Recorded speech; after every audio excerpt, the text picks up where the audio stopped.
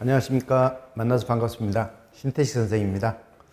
여러분들이 그 교육학 시험을 보고 나서 너무 이제 걱정을 많이 하고 제 이제 강의를 들었던 수강생들도 시험 점수가 너무 이제 낮게 나올 것 같다. 이런 걱정을 많이 해요. 그래서 이것은 약간 비밀이기도 한데 제가 이제 그 아는 지인들을 통해서 이번에 채점이 이제 어떻게 되는가 이렇게 이야기를 좀 들은 게 있어서 여러분한테 빨리 전해드리기 위해서 이렇게 그 강의를 마련했습니다. 2024학년도 교육학 논술 그 채점에 대한 정보인데, 교육학 그 논술의 이제 새로운 출제 경향으로 인해서 여러분들이 상당히 이제 점수 때문에 이제 고통을 많이 받고 있고, 그 다음에 이제 교육학 강사님들에 대한 이제 불신 같은 게 이제 상당히 컸죠. 노란진 선생님들이 대부분 이제 평소에 이전의 기출 문제를 바탕으로 해가지고 출제되는 그런 내용이라기보다는 이제 새로운 경향으로 약간 바뀌어가지고 상당히 여러분이 힘들었을 거예요. 그런데 제가 이제 그 얻은 정보에 의하면은 개방적이고 좀 오픈된 그런 논거로 최대한 긍정적으로 채점을 한다. 이런 이야기가 있습니다.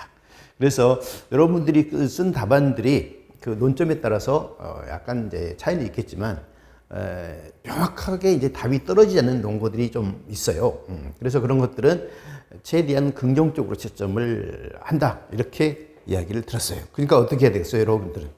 1차 시험에 대한 그 부담을 갖지 말고 기왕 임용고시를 도전을 해가지고 반드시 합격해야 된다라고 한다면 2차에 집중해야 되겠죠.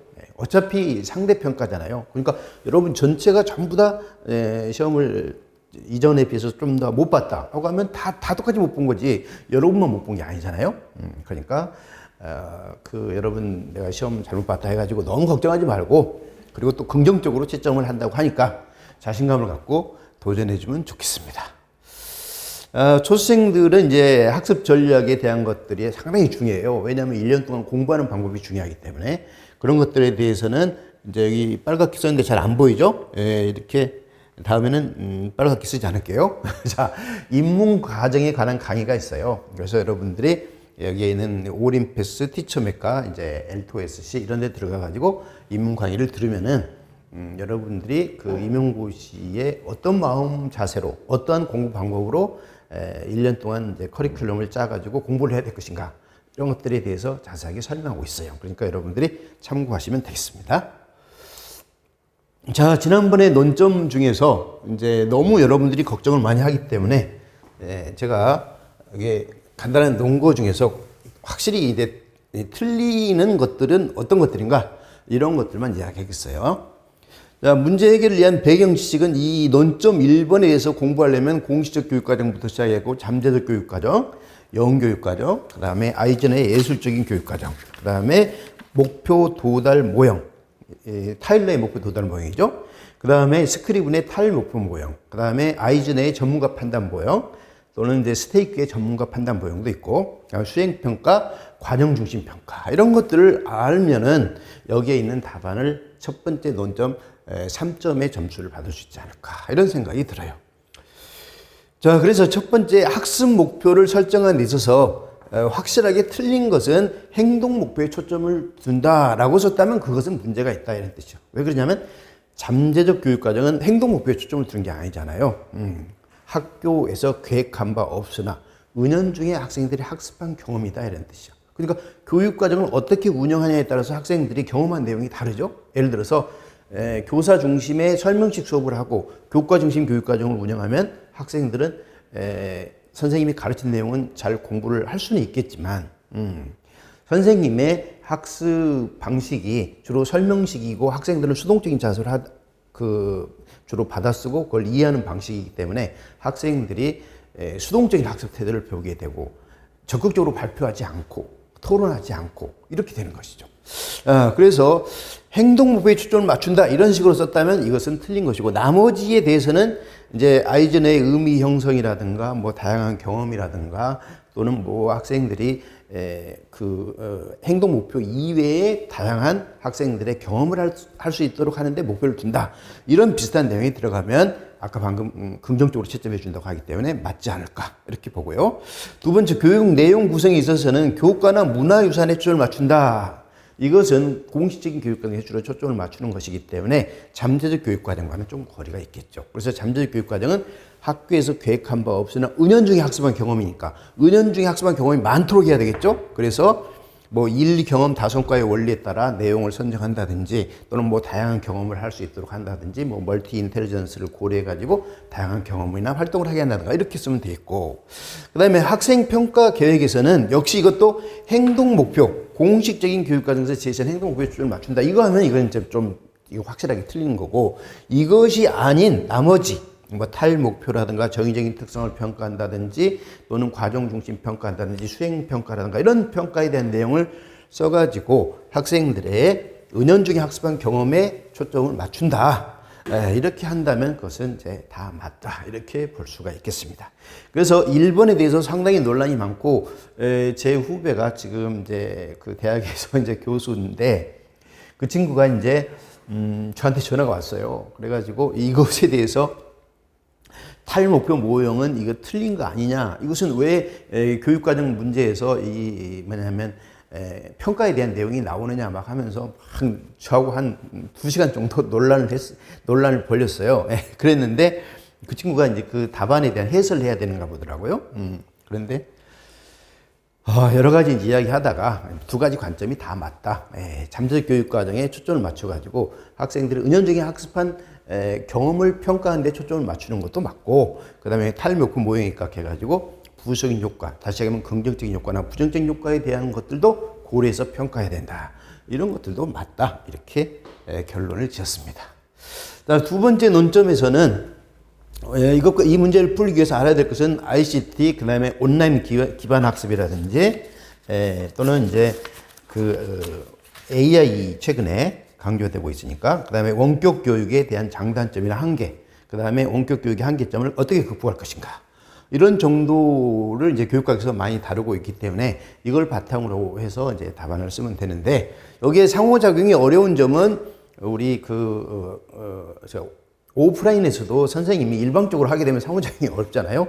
왜냐하면 일방적으로 그냥 받아들여야 되는 상황이니까. 그래서 여기에 있는 ICT라든지 또는 이제 웹 기반 학습이라든가 이런 모든 온라인 수업에서도 일방적인 교사 중심의 수업이 됐을 때는 상호작용이 어렵다. 이렇게 쓰면 간단하게 쓸 수 있는 거예요. 그래서 일방향, 교사 중심의 일방향 또는 설명식 이런 식으로 쓰면은 다 이제 맞는 것이고, 그 다음에 상호작용 유형은 학자들의 논문에 의하면 학생과 교사의 상호작용, 학생과 학생의 상호작용, 그 다음에 학생과 컨텐츠의 상호작용, 학생과 그 시스템 간의 상호작용. 시스템이라면은 이제 교육을 하는 데 있어서는 교육이 이루어질 수 있는 이루어지는데 영향을 미치는 모든 요소들, 이것을 시스템이라고 이야기할 수가 있어요.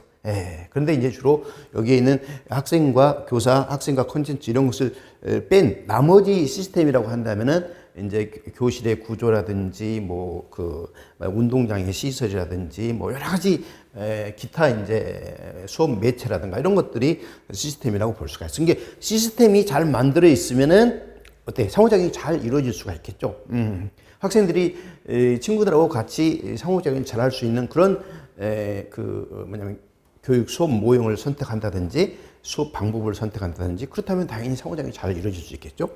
컨텐츠를 잘 만들면 상호작용이 잘 이루어질 수 있고, 그 다음에 학생과 학생의 상호작용을 이루어지기 위해서 상호작용을 함으로써 정보를 공유할 수 있고, 학생들 간에 자기 주도적인 학습 능력도 신장이 되고 여러 가지 것이 할 수가 있잖아요. 그러니까 상호작용이 잘 이루어지려면 교사가 이런 것을 잘해야 되고, 그 다음에 콘텐츠가 이렇게 좋아야 되겠죠. 그 다음에 학생과 학생에서는 이런 것을 서로 공유하고, 그 다음에 시스템에서는 이런 도움이, 그 다음에 내적인 상호작용이라고 하는데, 내적인 상호작용은 학습자 내에서 머릿속에서 이루어지는 상호작용을 말해요. 그래서 여기에 있는 이 5가지 중에서 3가지만 쓴다면 3가지를 쓰라고 했기 때문에 이것과 함께 그에 관련된 이 상호작용을 통해서 무엇을 배우는가, 어떤 기능이 있는가, 이것을 쓰면 되겠어요. 자, 어렵지 않죠? 자, 그래서 이것은 꼭 학생과 교사 또는 학생과 학생 이렇게 쓰지 않는다 하더라도 유사한 내용으로 쓴다면 긍정적으로 채점해 줄 수 있다, 이렇게 볼 수가 있어요.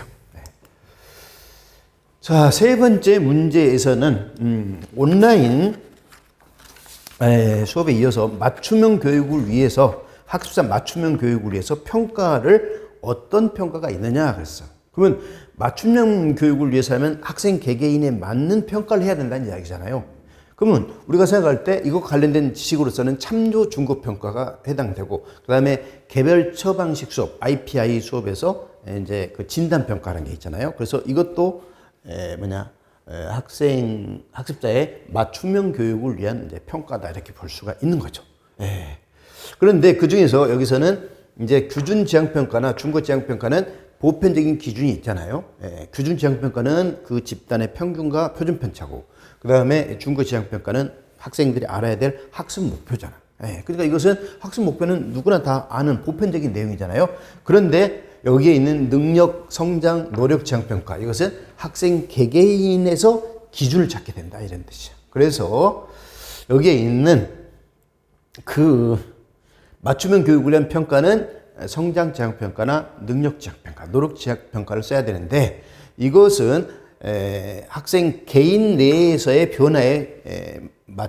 변화에 적용이 가능하다 그런 이야기예요. 그러니까 개개인의 그 어떤 개개인 속에서 기준을 찾아가지고 얼마만큼 향상되느냐, 그 다음에 개개인의 능력에 비추어 봐가지고 이 친구가 여기서 능력이라는 것은 좀 고정적인 능력이기 때문에 평균 성적이라든지 또는 이제 IQ라든가 이런 걸 말해요. 그러면 IQ에 비해서 IQ 100인 사람이 80점 맞은 경우하고 IQ 120인 사람이 80점 맞은 경우하고는 우리가 달리 해석해 줄 수가 있잖아요. 왜 그러냐면 IQ 100인 사람이 80점 맞았다 그 말은 상당히 많은 노력을 했다 이렇게 볼 수가 있잖아요.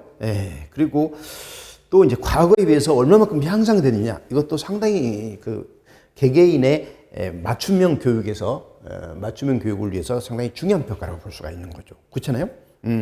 예를 들어서 이전에 30점 맞았던 학생이 80점 맞은 경우하고, 그 다음에 70점 맞은 학생이 80점 맞은 경우하고 한번 비교해 보세요. 그러면 70점 맞은 학생이 80점 맞은 학생이 10점 향상됐는데 반해서 30점 맞은 학생이 80점 맞았다고 말하면 50점이 향상된 거잖아요. 그러니까 엄청나게 많이 향상되기 때문에 성장 지향 평가에 의해서 평가를 한다면 그 학생은 많은 칭찬을 받고, 그 칭찬을 통해서 그 학습 행동이 강화될 수가 있고 동기가 부여될 수가 있을 것이다 이런 뜻이죠.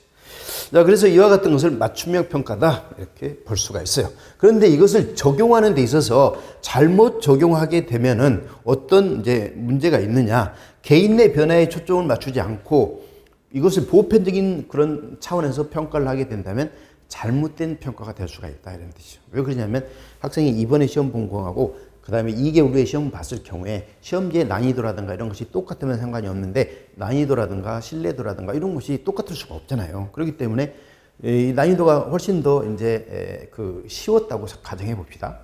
이전에 3월 달에 본 시험하고 5월 달에 본 시험이 있을 때 5월 달에 훨씬 쉬웠다고 해봐. 근데 점수가 많이 향상이 됐어. 그럼 공부를 열심히 노력해서 성장한 것이 아니라 문제가 쉬워서 성장한 거잖아요. 그래서 이것을 적용하고 해석할 때는 그 자체만 가지고 해석하기보다는 이제 규준 지향이나 중거 지향까지 함께 병행해서 해석하는 것이 그 학생의 어떤 오개념이랄까 또는 평가에 대한 잘못된 생각을 갖지 않도록 해줄 수가 있다 이렇게 볼 수가 있는 거죠. 자, CAT 평가는 이제 우리 그 교과서라든가 저 같은 경우는 제 교과서라든지 또는 이제 쌍끌이라든가 이런 책에서 다루긴 했는데 마지막에 제가 그렇게 강조하지 못했어요. 그래서 저는 CAT에 대해서는 학생들한테 좀 미안하네요. 이거 제가 제대로 모의고사에서 다루질 않았기 때문에. 나머지는 다 다뤘는데 이것을 다루지 못했어요. 좀 안타깝죠.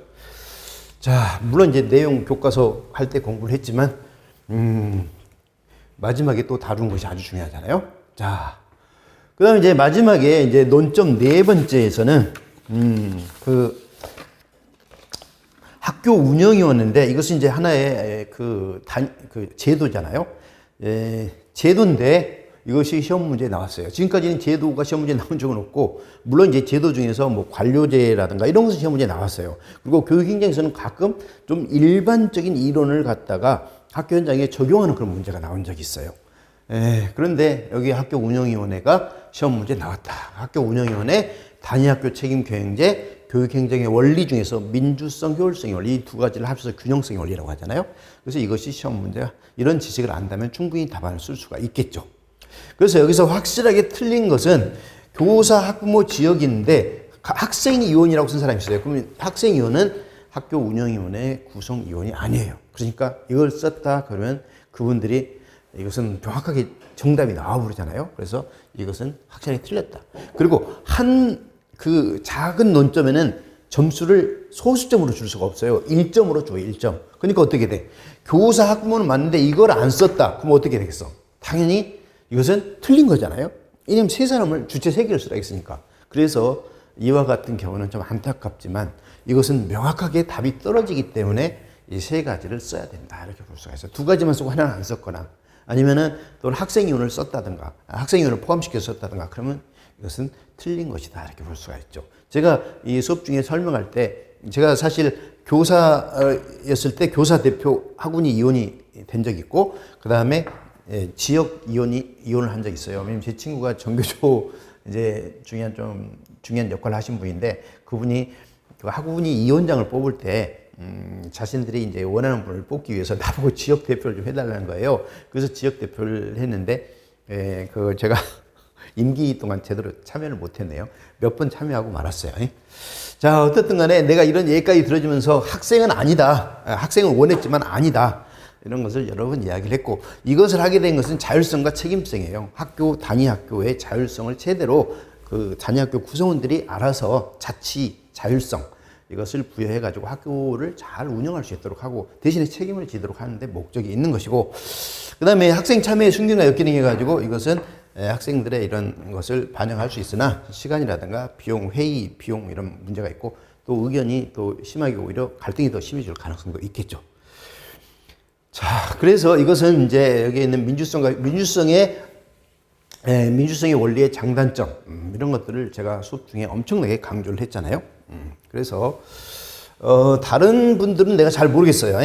다른 분들은 잘 모르겠는데 저는 1년 동안 내내 제가 보통 별표를 치는데 5개에서 7개 쳤던 내용들이 이런 내용이에요. 그래서 교육과정에서도 거의 이제 나 같은 경우는 모의고사 문제에서도 교과 중심 교육과정으로 인해서 생기는 영교육과정과 잠재적 교육과정이 뭐냐 이런 식으로 응용해서 문제를 낼 만큼 잠재적 교육과정을 중요시했던 것이죠. 그래서 충분히 다 잘 쓸 수 있을 테고 그 다음에 교수학습에서는 이제 상황학습을 특히 강조했고 그 다음에 이제 원격 교육 줌이 이제 코로나가 끝났기 때문에 줌에 대한 교육이 약화됐다 하더라도 여전히 이제 코로나 이후에는 원격 교육이 강조되다 보니까 원격 교육의 장단점, 한계점을 이야기를 많이 했고 특히 최근에 이제 2022 개정 교육과정에서도 AI 교육을 강조하기 때문에 AI 교육의 그 특징과 교수 설계 이런 것들을 내가 강조를 했고 시험 문제도 냈어요. 그리고 이제 시험 문제 나온다면 구성주의, 조나선을 항상 잊지 마라 이렇게 했는데 이것만 여기에서 뭐냐면 학생과의 상호작용 그 4가지를 다 제시했기 때문에 거의 다 학생들이 다 정답을 맞췄겠죠. 이거 다 좋았는데 아까 이야기했죠. CAT 이것은 책에서는 이제 설명을 했었는데 내용을 제대로 다루지 못한 아쉬움이 있어요. 나머지 민주성의 원리 이것도 마지막까지 계속 강조했고 여기에 있는 탈목분 모형형 교육과정 평가도 그렇고 다 강조했던 거예요. 색깔을 약간 초록색으로 넣나 이렇게 했던 내용들은 전부 다 강조했던 내용이에요. 그래서 학생들은 나름대로 다 답안을 제 강의 듣던 친구들은 잘 썼다고 하는데 그래도 이제 최종적으로 결과가 나와 봐야 되겠죠. 그런데 좀 개방적이고 긍정적으로 시점을 한다니까 우리가 이제 너무 그 1차 시험 결과에 연연하지 말고 2차에 집중하면 어떨까 그런 생각이 듭니다. 자, 여러분이 너무 많이 걱정을 하고 또 저한테 강의 들었던 학생들도 계속 걱정을 하고 그래가지고 제가 이 강의를 간단하게 좀 마련했습니다. 자, 이걸로 이 강의는 마치겠습니다. 수고하셨습니다.